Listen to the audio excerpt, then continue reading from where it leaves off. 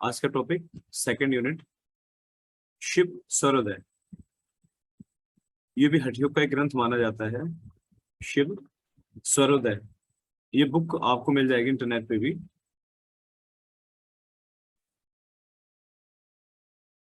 इसमें ये किताब आदिनाथ शिव जी के द्वारा रचित है। थोड़ा इस किताब के विषय में समझेंगे कि किताब रचना कैसे हुई। शिव सर्वोदय तो माता पार्वती और शिव जी के बीच के कुछ संवाद है इसमें। माता पार्वती के मन में कुछ प्रश्न उठे ना, तो जिज्ञासावश उन्होंने शिव जी से वो प्रश्न पूछे। शिव जी ने उनका उत्तर दिया। बस वही प्रश्न उत्तर की जो वार्तालाप है, ऋषि मुनियों ने उस ज्ञान को संकलित किया और ये शिव सर्वोदय के नाम से प्रचलित है। ठीक है। अब इसका जो स्वर योग है, स्वर योग तो निश्चित तौर पे नाम से आप समझ रहे होंगे, जो स्वर साधना पे आधारित योग है उसे कहेंगे स्वर योग।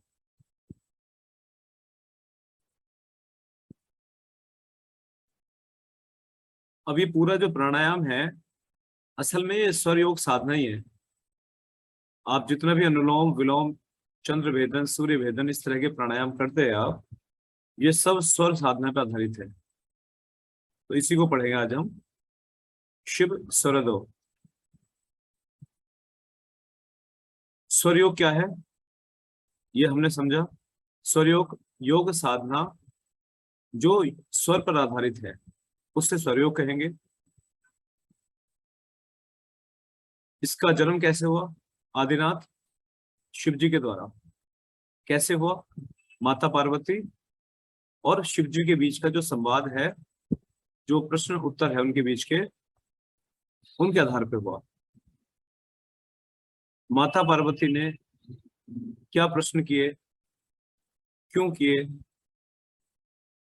तो माता पार्वती के मन में कुछ प्रश्न उठे, जिज्ञासावश उन्होंने वो प्रश्न पूछे, तो शिव जी ने उनका उत्तर उनको दिया और इस तरह से रचित हुआ ये स्वर योग का ज्ञान आज हमारे पास तक पहुंचा। कैसे ऋषि मुनियों ने फिर से संकलित किया। वो बातें क्या थी? जैसे हमारे मन में आता है कई बार, हमने जन्म क्यों लिया? बहुत आम से प्रश्न है। हम धरती पे क्यों हैं? मरने के बाद हमारा क्या होगा? आत्मा कहाँ से आई, कहाँ चली जाएगी? क्या मरने के बाद आत्मा भटकती है या भूत बनती है? बहुत से प्रश्न हमारे मन में हमेशा रहते हैं। तो ऐसे ही कुछ जिज्ञासाएं माता पार्वती के मन में हुई।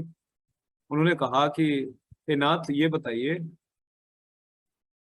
जो ब्रह्मांड है इसकी रचना कैसे हुई? ब्रह्मांड की उत्पत्ति कैसे हुई? फिर पूछा, इस पूरे ब्रह्मांड को चलाने वाला कौन है? मतलब इसका पालन करता कौन है? फिर उन्होंने पूछा, इस ब्रह्मांड का लीन, इसको अंत करने वाला कौन है? इसको नष्ट करने वाला कौन है? तो शिव जी ने उनके प्रश्न सुने। कहा कि हे नाथ, मुझे इन प्रश्नों का उत्तर दीजिए। और भी प्रश्न किए उन्होंने, जैसे मुक्ति कैसे मिले, मुक्ति के उपाय क्या है। तो बहुत से प्रश्न किए तो शिव जी ने उनका उत्तर दिया। शिव जी ने कहा कि देखो, ऐसा है देवी पार्वती, ये जो पूरा ब्रह्मांड देख रहे हो ना, इस पूरे ब्रह्मांड को निराकार एक देव परमात्मा ने उत्पन्न किया। ठीक। और ये पूरा ब्रह्मांड, जितना भी इस ब्रह्मांड में आप लौकिक है अलौकिक है, जो दिख रहा है जो नहीं भी दिख रहा है ना, जो साधारण है जो दिव्य है, सब कुछ परमात्म तत्व से उत्पन्न हुआ। उस परमात्मा ने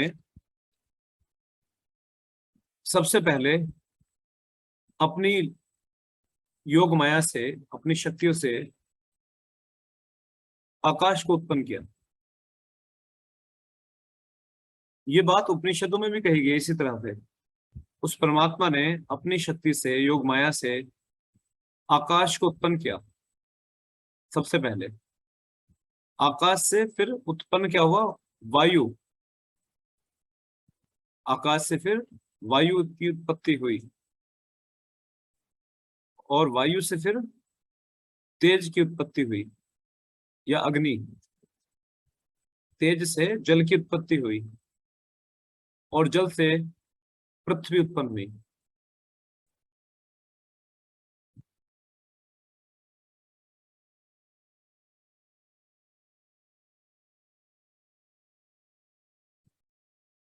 ठीक। तो ये पांच तत्व यही प्रकृति को उत्पन्न करते हैं। ब्रह्मांड का जो जन्म है वो इन पांच तत्वों से हुआ है। फिर उन्होंने कहा कि देखो देवी, ये जो पूरा ब्रह्मांड है तत्वों से उत्पन्न हुआ है। कौन से तत्वों से? जो भी आपने पढ़े। फिर कहा उन्होंने इन्हीं तत्वों से ब्रह्मांड की पालना होती है ना। उनके तीन प्रश्न थे ना कि ब्रह्मांड कैसे उत्पन्न हुआ। उन्होंने उत्तर दिया कि ब्रह्मांड जो है तत्वों से उत्पन्न हुआ। ठीक है। फिर उन्होंने कहा इसकी पालना कौन कर रहा है, ब्रह्मांड को चला कौन रहा है, पूरी सृष्टि को? उन्होंने कहा तत्व चला रहे हैं। इस पूरे ब्रह्मांड को चलाने वाले भी तत्व है। बोले विनाश कौन करेगा इसका? बोले तत्व ही इसका विनाश करेंगे। सब कुछ तत्व करेंगे।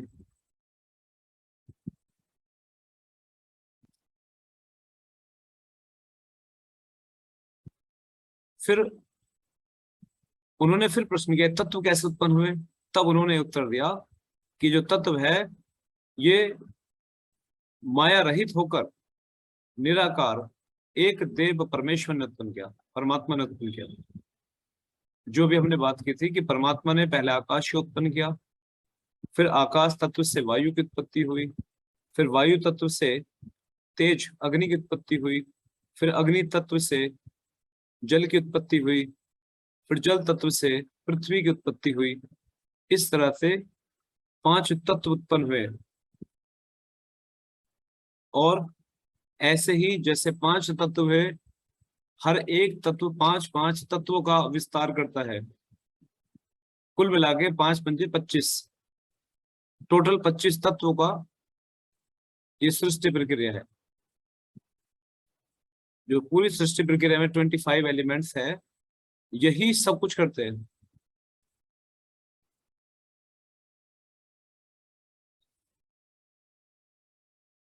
यही 25 एलिमेंट्स ब्रह्मांड का निर्माण करते हैं, यही इसको चलाते हैं, और अंत में यही अपने सूक्ष्म कणों में टूट जाता है।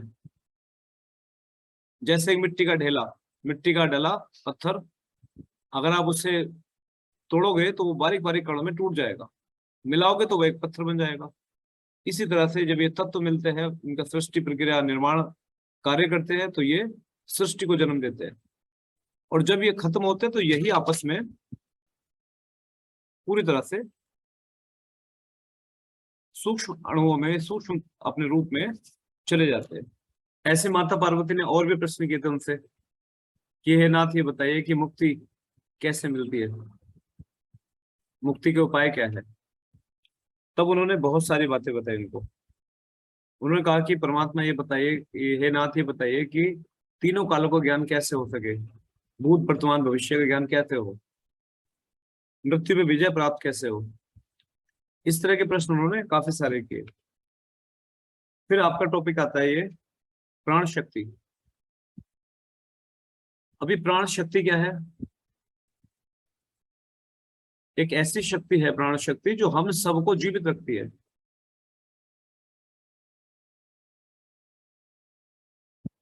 प्राण शक्ति जो हमारे इस देह का, पंच तत्व रूपी देह का आधार है,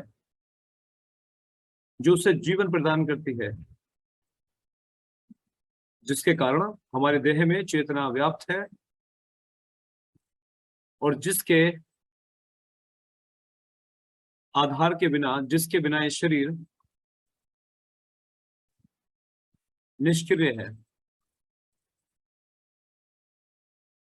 मन और बुद्धि का, मस्तिष्क का संचालन करने वाली जो शक्ति है वो है प्राण शक्ति, जो इस देह के अलग अलग कार्य को करने वाली है। तो वो क्या है? वो है प्राण शक्ति।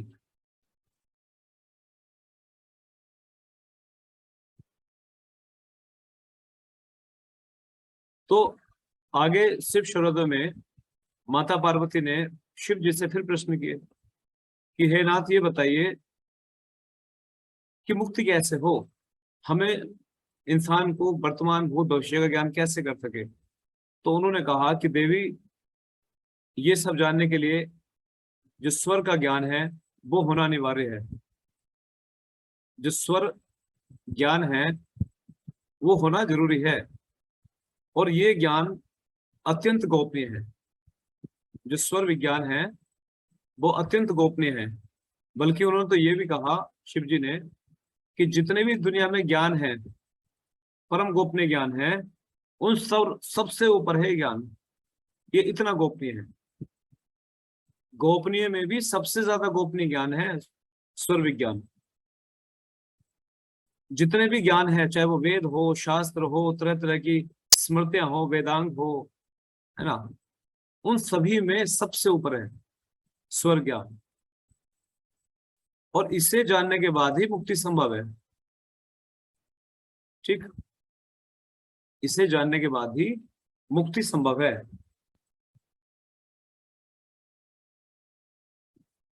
और उन्होंने ये भी कहा कि ये जो स्वर ज्ञान है, जो स्वर योग है, ये केवल अपने उत्तम और योग्य शिष्य को देना चाहिए। जो उत्तम, योग्य हो, ईश्वर में आस्था रखता हो, है ना, उसी को देना चाहिए। और किसे नहीं देना चाहिए? जो दुष्ट प्रकृति के लोग हैं, जो दुराचारी है, पापी है, अधर्मी है, ऐसे लोगों को ये ज्ञान परम गोपनीय रखना चाहिए। तब उन्होंने जब मुक्ति की बात की, माता पार्वती ने, तब उन्होंने आगे कहा कि जब मनुष्य नाड़ियों के विषय में, प्राण तत्व के विषय में जान जाएगा, तो वह आसानी से मुक्ति को प्राप्त करेगा।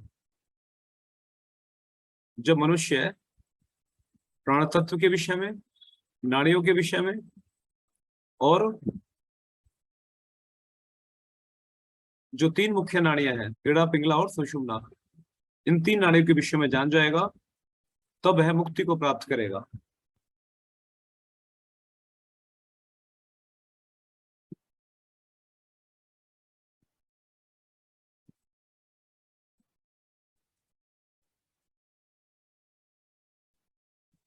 आप लोग जानते भी होंगे तीन नाड़ियां कौन कौन सी हैं हमारी, इड़ा, पिंगला और सुषुम्ना।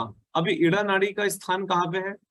इड़ा नाड़ी का स्थान हमारे लेफ्ट साइड में, जो लेफ्ट स्वर है हमारा, ये इड़ा नाड़ी का स्थान माना गया है।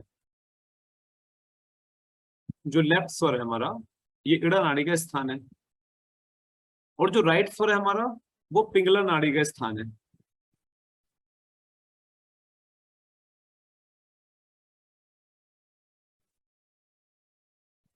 और जो सुषुम्ना है वो हमारे मध्य में स्थित है, वो मध्य नाड़ी भी कही जाती है। स्पाइन के मध्य में इसका स्थान माना गया है। अभी आपको ये क्लियर हो गया? ये एकदम से समझ नहीं आएगा, थोड़ा सा इसको आपको बार बार रिपीट करना पड़ेगा। हम पढ़े स्वर सिद्धांत, स्वर योग। और स्वर योग क्या है, चलो एक बार फिर से इसको पीछे से आते पकड़ के। हम पढ़े स्वर योग। शिव जी ने इस योग का ज्ञान माता पार्वती को दिया, और उनके माध्यम से आज ये हमारे पास तक पहुंच गया, ऋषि मुनियों के माध्यम से। क्यों बताया उन्होंने? क्योंकि पूरे ब्रह्मांड के रहस्य को जानना, अपनी खुद की मुक्ति के विषय में जानना, केवल संभव है स्वर योग के द्वारा। और सबसे सरल प्रक्रिया भी है। अधिकांश साधक इसी विद्या का प्रयोग करते हैं सिद्धि प्राप्त करने में।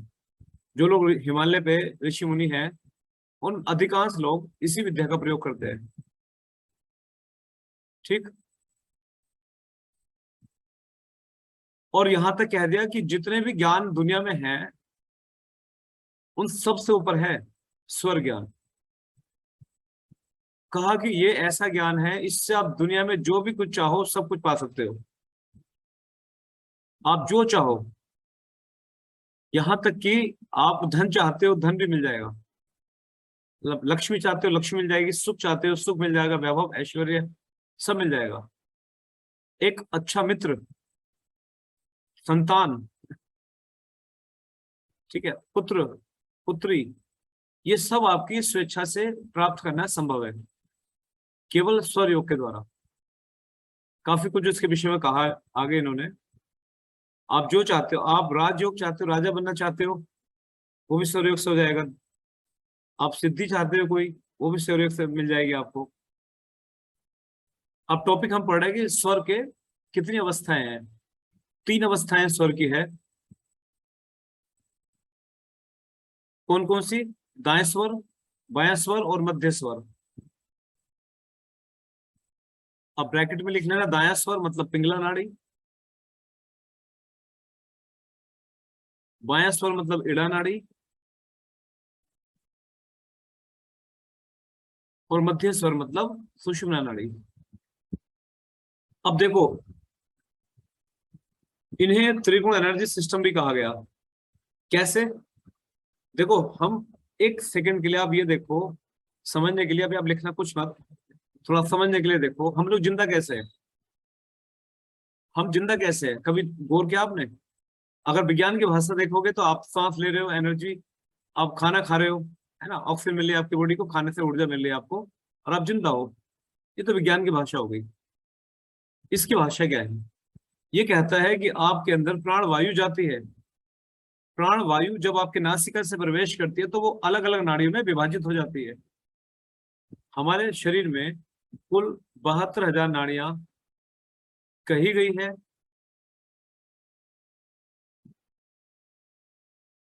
इन 72,000 नाड़ियों में भी 24 नाड़ियों को प्रधान नाड़ी माना गया है। इन 24 में से 10 नाड़ियों को मुख्य माना है।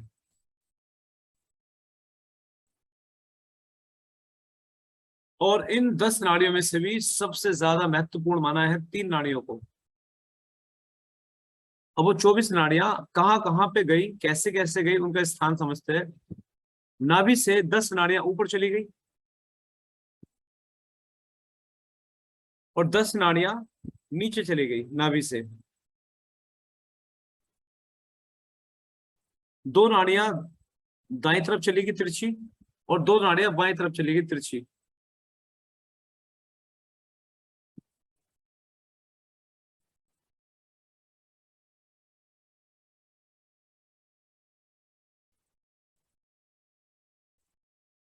इन जो नाड़ियां हैं, इनमें से 10 नाड़ियां हैं, उनके नाम लिख लो आप।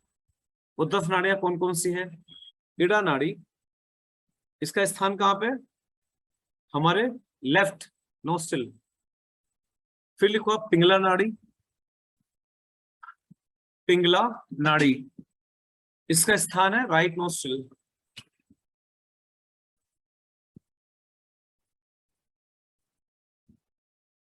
फिर लिखो आप सुषुम्ना नाड़ी, इसका स्थान है स्पाइन का मध्य भाग, स्पाइन का मध्य भाग।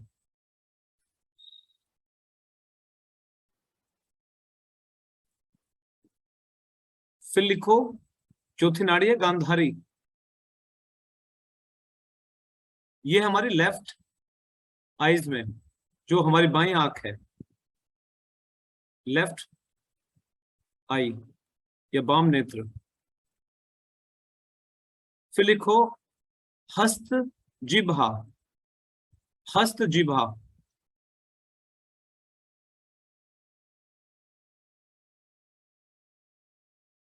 ये हमारे राइट आई में, दाएं नेत्र में।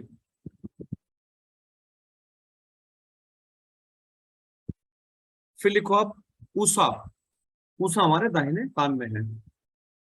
उसके बाद है यशस्विनी, यशस्विनी, ये हमारे है बाएं कान में।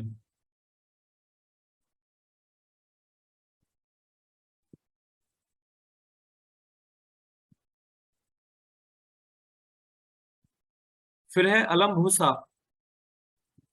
अलम भूसा ये हमारे है मुख में।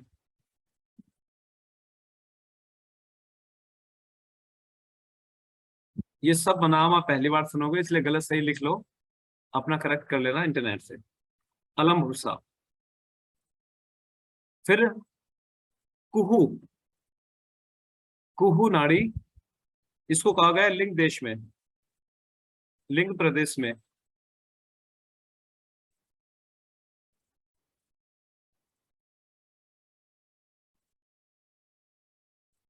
और लास्ट में है शंखनी। शंखनी, इसको कहा गया गुदा स्थान में, एनस स्थान या गुदा स्थान।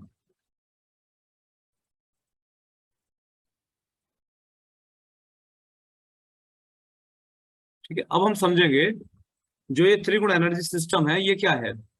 देखो 10 नाड़ियों में से सबसे 3 नाड़ियां मुख्य मानी गई है। कौन कौन सी? इड़ा, पिंगला और सुषुम्ना। यही केवल 3 नाड़ियां ऐसी है जो प्राण का संचार करती है पूरे शरीर में।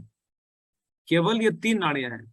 एग्जाम्पल के तौर पे, जैसे कि आपके जो पानी का टैंक है उससे एक पाइप निकलता है, बाद में वो पाइप अलग अलग जगहों पे डिवाइड हो जाता है। बिल्कुल इसी तरह से जो 3 पाइप मेन है, बाद में वही सप्लाई दे रहे हैं, कोई किचन में जा रहा है कोई कहीं। ऐसी पूरे शरीर में इसका एक जाल फैला हुआ है नाड़ियों का। जो 3 नाड़ियां हैं केवल इन्हीं में ये प्राण की मेन मुख्य वाहक है। 3 नाड़ियां। ईड़ा नाड़ी में प्राण बहता है, पिंगला नाड़ी में बहता है और फिर सुषुम्ना में बहता है। एक बात और नोट कर लो आप, हमेशा दोनों नाड़ियां एक साथ नहीं चलती, इनका सबका समय है। ईड़ा नाड़ी का जो समय है वो 60 से 80 मिनट का माना गया है। जब ईड़ा नाड़ी में सांस बहता है प्राण, तो उसका समय 60 से 80 मिनट का है। हर 60 से 80 मिनट में नाड़ियां बदलती रहती है। जब ये बंद हो जाएगी तो दूसरी चल पड़ेगी पिंगला, है ना। लेकिन एक समय ऐसा आता है जब दोनों बराबर चलती है, वो समय है 4 मिनट का लगभग, जब प्राण सुषुम्ना में बहता है। 60 से 80 मिनट तक प्राण ईड़ा नाड़ी में बहता है, उसके बाद 60 से 80 मिनट पिंगला में बहता है, और कुछ देर के लिए 4 मिनट के लिए प्राण सुषुम्ना में बहता है। कब बहता है सुषुम्ना में? जब इड़ा और पिंगला समान गति से चलती है। अब अभी आपको अगर चेक करना हो कि अभी आपका प्राण किस नाड़ी में बह रहा है, तो अपना हाथ सीने के यहां सामने रखो, हवा तेजी से बाहर की तरफ फेंको। देखो एक नोस्ट्रिल से हवा यहां तक पहुंची होगी और एक से नहीं पहुंची होगी। जिससे पहुंच गई वो नाड़ी आपकी क्रियाशील है इस समय, जिससे नहीं पहुंची थोड़ी देर बाद उससे ट्राई करना, तो देखना वो चल रही होगी और ये धीमी होगी। एक समय ऐसा आता है जब दोनों नोस्ट्रिल से बराबर सांस आती है, बिल्कुल बराबर। अगर मैं इनकी लेंथ को देखूं तो इनकी लेंथ दोनों की मान लीजिए इतनी इतनी है, दोनों की लेंथ, तब सांस सुषुम्ना में बहती है। और सभी नाड़ियां, ऐसा क्यों होता है? हमारे शरीर में इन सबके अपने अपने प्रभाव है। जब इड़ा नाड़ी चलती है तो शीतलता उत्पन्न होती है हमारे अंदर। जब हमारे शरीर में इड़ा नाड़ी तेज होती है तब शीतलता उत्पन्न हो रही होती है। जब पिंगला नाड़ी तेज चलती है तो शरीर में उष्णता, गर्मी चाहिए होती है शरीर को।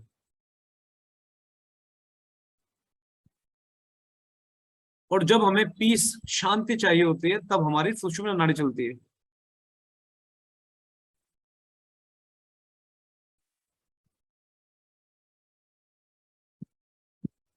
ठीक है, तो इन्हीं के आधार पर कर्म निर्धारित किए गए हैं। जो लोग नाड़ी का परीक्षण करना जानते हैं, अपनी नाड़ी के विषय में जानते हैं, तो शिव जी ने यही कहा कि जो मनुष्य इन नाड़ियों के ज्ञान को समझ जाता है तो वो इन नाड़ियों के व्यवहार के अनुसार कार्य करता है और उसे अपने कार्य में सिद्धि प्राप्त होती है।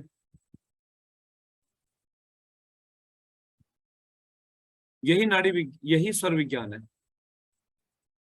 जब इंसान को ये समझ में आ जाए कि हमें किस स्वर पे क्या कार्य करना है, अगर वो सही ढंग से स्वर के अनुसार कार्य करेगा तो उसका वो कार्य सिद्ध हो जाएगा। जैसे स्वामी चरणदास जी ने दोहा अपने उसमें एक दोहे के रूप में एक बात कही।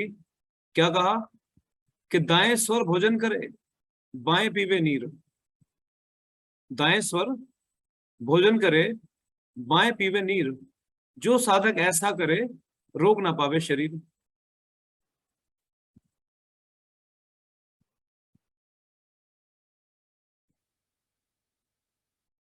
दाएं स्वर भोजन करे, बाएं पीवे नीर। नीर कहते हैं पानी को। जो साधक ऐसा करे, रोग ना पावे शरीर। जो साधक ऐसा करता है उसका शरीर रोग नहीं पाता।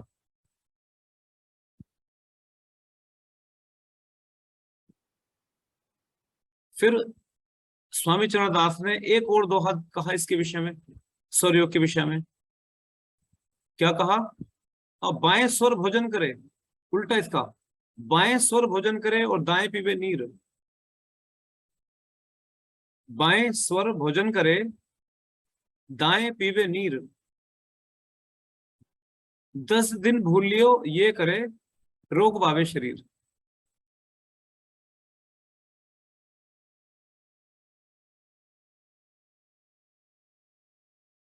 10 दिन भूले ये करे, रोग पावे शरीर, ये लिखना। आप समझ गए होंगे इस दोहे को आसानी से। उन्होंने कहा कि जब आपका दायां स्वर क्रियाशील होता है तो आपको भोजन करना चाहिए।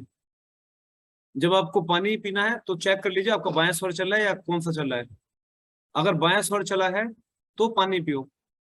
अगर आप ऐसा करते हो तो आप बीमार नहीं पड़ोगे। लेकिन आपने स्वर चेक के बिना ही खाना पानी ले लिया, तो आप 10 दिन करो आप गलती से ऐसा, देखो फिर आपका शरीर में कौन कौन से रोग पैदा होते हैं। अब देखो इसी बात को जब हमने पढ़ा था तो प्रैक्टिकल करना शुरू किया इसके ऊपर। आप भी करोगे निश्चित तौर पे। तो मैंने नोटिस किया जब हमें तेज भूख लगती है तो हमारा दायां स्वर अपने आप चलने लगता है। जब आप खाना खा चुके होते हो तो चेक करना आपका दायां स्वर चल रहा होगा, बायां नहीं चलता आपका। क्यों?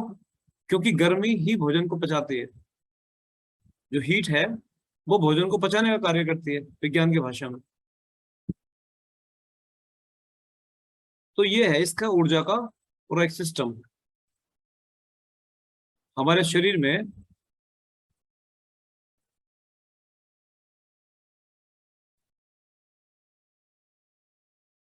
फिर ये भी कहा गया कि किस पे कौन सा कर्म करे। अभी अभी हमने बात की दाएं बाएं की, तो हमने बात कर ली इड़ा पिंगला जब चले तो क्या कर्म करना चाहिए हमें। अब सुषुम्ना जब चलती है तो कौन सा कर्म करना चाहिए। उस समय हमें ईश्वर भक्ति या ध्यान आदि कर्म करने चाहिए। उस समय हमें ईश्वर भक्ति, पूजा पाठ या ध्यान आदि कर्म करने चाहिए।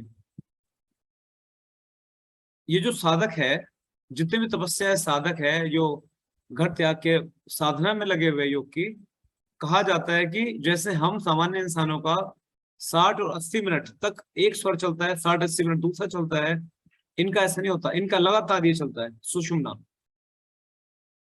इनका मध्य स्वर ज्यादा क्रियाशील होता है। और एक बात, आप जितना मन शांत कर लोगे अपना, ये भी प्रैक्टिकल का विषय है, जब आपके मन में थॉट्स नहीं होंगे और आप बहुत आनंदित होंगे, चेक करके देखना आपके दोनों बराबर चल होंगे।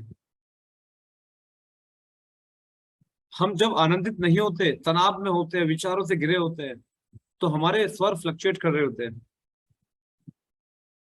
आज इसके ऊपर बहुत लोगों ने शोध किया, स्वर विज्ञान के ऊपर। प्रैक्टिकली आप भी कर सकते हो। जब आपका मन बहुत आनंदित हो, चेक करके देखना, प्रसन्न मन वाले हो आप, आनंदित हो ना, तब आपका ये स्वर चलता है। या आपके मन में थॉट लेस स्थिति में आ जाओ आप, कभी आप योग निद्रा करके उठो, जब आपको योग निद्रा कराई जाए तब चेक करना अपने स्वर आपके दोनों बराबर चले होंगे। ये बड़े कमाल की बात है। तो यही पूरा सिद्धांत इसमें स्वर विज्ञान में बताया गया है। ठीक है। फिर हम नेक्स्ट आते हैं चक्र के ऊपर। इसमें चक्र का ज्ञान भी दिया गया है। शिव जी ने कहा कि जो मनुष्य नाड़ियों के विषय में, चक्रों के विषय में और कुंडलिनी शक्ति जो सर्प के समान है उसके विषय में जान जाएगा, उसे मुक्ति मिल जाएगी। अब एक कुंडलिनी शक्ति क्या है, चक्र क्या है, तो ये सब आप अभी समझ जाओगे। हमारे शरीर के अंदर जो सूक्ष्म शरीर है हमारा, उसमें चक्र और कुंडलिनी शक्ति की बात की गई है। आपने देखा होगा चक्र हमारे एक एक रो में 7 चक्रों की बात की गई है। जैसे हम बात करें नीचे मूलाधार से बात करें, जो हमारे स्पाइन के सबसे नीचे वाले स्थान पे जो चक्र है उसे मूलाधार कहा गया। मूलाधार से थोड़ा ऊपर चले स्वादिष्ठान, और फिर नाभि के स्थान पर मणिपुर चक्र की बात की गई है। उससे ऊपर चलते हैं तो फिर हृदय स्थान पर अनाहत चक्र की बात की गई है ना। ऊपर चलते हैं तो कंठ क्षेत्र में विशुद्धि चक्र की बात की गई है, और ऊपर चलते हैं तो भ्रकुटी मध्य के क्षेत्र में आज्य चक्र की बात की गई है, और सबसे ऊपर जाके सहस्त्रार चक्र की बात की गई है। सहस्त्र कहते हैं हजारों को, जिसमें 1000 कमल की पंखुड़ियों के समान जो चक्र है वो सहस्त्रार चक्र है। क्लियर? और जो मूलाधार चक्र है उसी जगह पे कुंडलिनी शक्ति के स्थान बताया गया है। जो मूलाधार चक्र है सबसे नीचे कुंडलिनी शक्ति का स्थान बताया गया है। ये सब आप हठ योग में डिटेल में भी पढ़ोगे आगे चल के। यहाँ पर हम केवल परिचय पढ़ेंगे इसका, आगे डिटेल पढ़ेंगे। कुंडलिनी शक्ति क्या होती है? कुंडल के आकार की जो स्पाइरल शेप्ड होती है उसे कुंडल कहते हैं। जैसे कान के कुंडल, या सांप जब बैठा होता है कुंडली मार के बैठा होता है ना। तो किसी भी चीज को जो स्पाइरल हो उसे हिंदी में कुंडली कहा जाता है। कुंडली के आकार की इसलिए कुंडलिनी कहा गया। शक्ति है इसलिए शक्ति जुड़ गया, कुंडलिनी शक्ति। कैसी है, क्या कार्य है इसका, ये सब बाद में पढ़ेंगे हठ योग में। ठीक, फिर आपका विषय है आगे पंच तत्व। अभी अभी हम पढ़ चुके हैं पंच तत्व के विषय में। 5 तत्वों के विषय में भी ज्ञान दिया था शिव जी ने, किसने किसको उत्पन्न किया, कैसे उत्पत्ति हुई, है ना। अब हम पढ़ेंगे प्राणवायु। प्राणवायु, अब एक होता है शब्द वायु, एक होता है प्राणवायु। वायु और प्राणवायु में क्या फर्क है, थोड़ा समझ लो इसको भी। एक होता है शब्द वायु, एक होता है प्राणवायु। आपने ध्यान दिया होगा जब आप प्राणायाम करते हो तो आपसे कहा भी जाता है कि आप अधिक से अधिक प्राणवायु को अपने अंदर भरे, है ना। वायु और प्राणवायु में एक फर्क होता है। वायु वो है जो विचरण कर रही है, ऐसी हवा में मुक्त अवस्था में है। ये सब वायु जो बाहर वातावरण में है। लेकिन जब ये वायु आपके नासिका से अंदर प्रवेश करती है तो ये प्राण के संपर्क में आ जाती है। वायु प्राण के संपर्क में आने पर अब वायु नहीं रहती, वो प्राण वायु बन जाती है ना। तो ऐसे ही जब ये प्राण वायु हमारे शरीर में 10 कही गई है, 10 प्राण वायु इसमें कही गई है। कौन कौन सी 10 प्राण वायु का वर्णन किया गया इसमें? नंबर 1 प्राण, नंबर 2 अपान, प्राण, अपान, उदान, व्यान, समान, नाग, कूर्म, नाग, कूर्म, क्रकल, क्रकल, कै पे नीचे रह, क्र फिर कै और ला, क्रकल, देवदत्त और धनंजय। ये 10 प्राणवायु इसमें बताई गई है। मैं फिर से दोहरा रहा हूं, आप चेक कर लेना। प्राण पहली वायु प्राण, दूसरी अपान, फिर उदान, व्यान, समान, नाग, कूर्म, कृकल, देवदत्त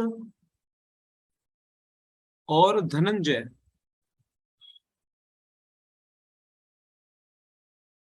ये 10 प्राणवायु कही गई है। और ये भी कहा गया है कि जो 10 मुख्य नाड़ियां हैं वो इन वायु के आश्रित है, मतलब इनसे संबंध रखती है। जो 10 मुख्य नाड़ियां हैं इन 10 प्राणवायु से संबंध रखती है। ठीक।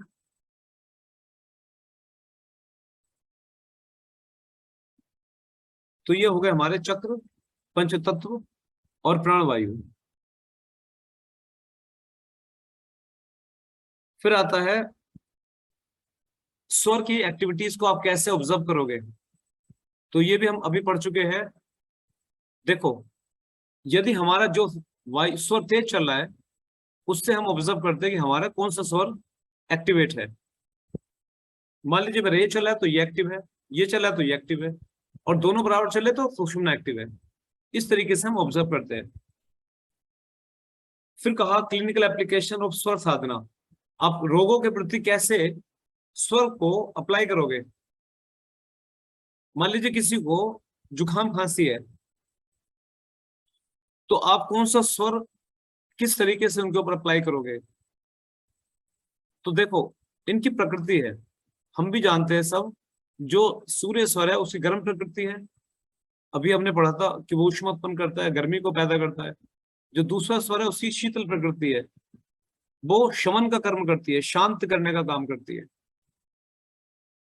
एग्जाम्पल के तौर पे जैसे सूर्य और चंद्रमा, इसलिए इनके नाम सूर्य भी है और चंद्र भी है। जो राइट नोस्ट्रिल है उसे सूर्य स्वर भी कहा गया है, इसको चंद्र स्वर भी कहा गया है, क्योंकि ये वातावरण में जैसे सूर्य गर्मी पैदा करता है और चंद्रमा शीतलता उत्पन्न करता है, बिल्कुल वैसे ही हमारे शरीर में बैलेंस करने का जो काम है वो दोनों नाड़ियां करती है। अगर मान लीजिए मुझ में कफ की वृद्धि हो जाए तो मुझे कौन सा स्वर ज्यादा चलाना चाहिए, सूर्य स्वर। इसके लिए हम क्या करते हैं, जिस स्वर को हमें ज्यादा चलाना हो हम दूसरे को बंद कर लेते हैं, केवल उसी से प्राणवायु को अंदर भरते हैं। तो जैसे मुझे कफ की वृद्धि है तो मैंने क्या किया, अपने लेफ्ट को बंद कर लिया और राइट से इनहेल किया और लेफ्ट से एक्सहेल किया। मैं इनहेल केवल एक ही स्वर से करूंगा ताकि प्राणवायु ज्यादा से ज्यादा मेरे एक ही उसमें पहुंचे, सूर्य स्वर में, सूर्य नाड़ी में पहुंचे, पिंगला नाड़ी में। ठीक है। तो क्या होगा, इसका प्रभाव ऐसा होगा कि मेरा जो कफ है वो शांत होना शुरू हो जाएगा। इसलिए हम प्राणायाम के समय सूर्य भेदन का प्रयोग करते हैं। कई लोगों के मन में प्रश्न होता है कि हम नाक से इससे सांस भरे इससे भरे क्या फर्क पड़ गया, भर तो दोनों से रहे हम और दोनों से एक ही जगह जा रहा है ना, दोनों का प्रभाव अलग है। अगर आप लंबे समय राइट से सांस को भरेंगे तो आपके अंदर ऊष्मा उत्पन्न होगी। इस ऊष्मा को आप टेम्परेचर वाली मत समझना कि आपका शरीर गर्म होना शुरू हो जाएगा, ये आंतरिक बातें है शरीर की। ठीक है। अब मान लो कफ जन्य है, ये कफ को शांत करता है। तो कफ जन्य रोग कौन कौन से, ये भी आपको पता होना चाहिए। अब कफ से जो रेस्पिरेटरी, जो रेस्पिरेशन से संबंधित बीमारियां वो सब कफ दोष है। क्यों? क्योंकि कफ का स्थान हमारा वक्ष स्थल माना गया है। आयुर्वेद के अनुसार हमारे शरीर में जो कफ का स्थान है वो हमारा वक्ष स्थल माना गया है, चेस्ट वाला भाग। तो चेस्ट, थ्रोट, नोज, ये सारे के सारे भाग हमारे कफ से प्रभावित होते हैं।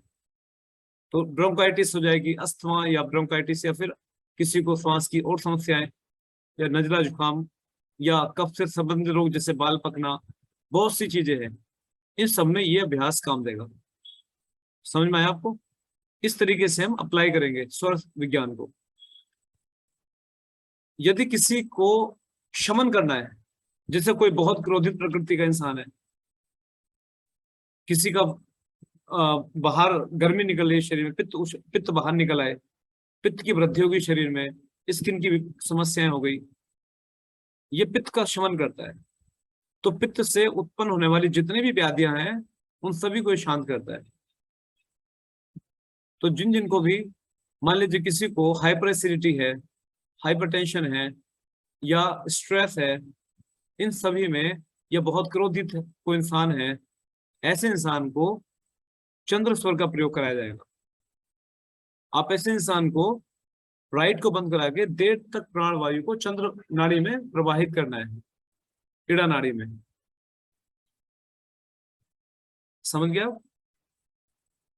इस तरीके से हम इसका रोगों में उपचार के दौरान प्रयोग करते हैं।